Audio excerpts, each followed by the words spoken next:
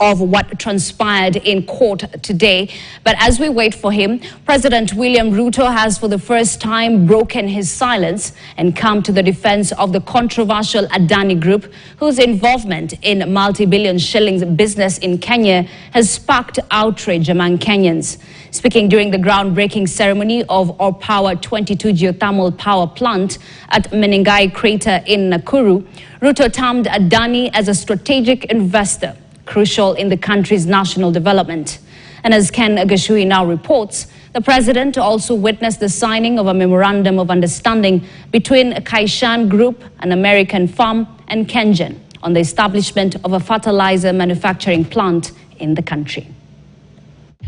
President William Ruto arrived in Nakuru accompanied by Energy CS Opiyo Wandayi and his Rhodes counterpart Davis Chirchir for the groundbreaking ceremony of a 35 megawatts geothermal power plant by Our Power 22 at Menengai Crater. The commencement of this project to establish a 35 megawatt power plant by Our Power 22 highlights our commitment to unlock Kenya's vast geothermal potential to drive economic growth. For the first time, the president came to the defense of Adani Group, an Indian firm whose involvement in various government tenders has sparked a storm among Kenyans. Here, Ruto announced that the Adani Group will expand various power transmission lines in the country at 95 billion shillings, a cost that will be recovered through charges on power consumers. The Adani Group are investing in the transmission line. Their money, 95 billion. We would have otherwise gone to borrow that money, burden the people of Kenya.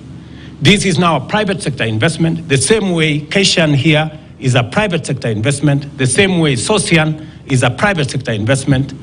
We will pay for that transmission line using a wheeling charge that has been negotiated. Ruto reiterated his commitment to attract more foreign and domestic investors, saying this will cut on government's direct borrowing, which had left the country's economy at the risk of collapsing. And it is important for us as a nation to appreciate that a partnership between public and the private sector gives us a win-win outcome where we can deliver public services and public goods using the efficiency of the private sector, investment of the private sector, as a way of supporting overall development.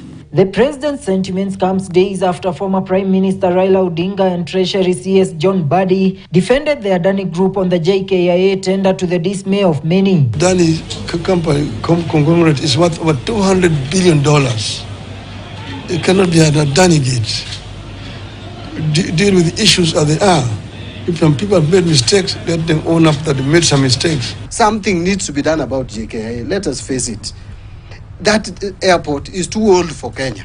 It is even a shame for an economy like Kenya to continue having JKIA. And then the Kenyans, when you tell them PPP, they think you are selling it. During the ceremony, President Ruto witnessed the signing of a memorandum of understanding between Kengen and Kaishan Group, an American firm that intends to invest in fertilizer manufacturing and production of hydrogen from geothermal resources, which can be used as alternative fuel in vehicles. Today, we will be signing the agreement that will produce in 24 months, that will produce the first hydrogen, the first ammonia, and the first fertilizer for our farmers from geothermal power here in Kenya. Agriculture will benefit from the green ammonia, and it can also be used as a fuel to replace diesel, to reduce the carbon dioxide emission to meet Kenya's net zero initiative. The president also announced the cancellation of a tender award to a French company that was expected to undertake the expansion of the Rironi-Mau Summit Highway but has delayed to take off.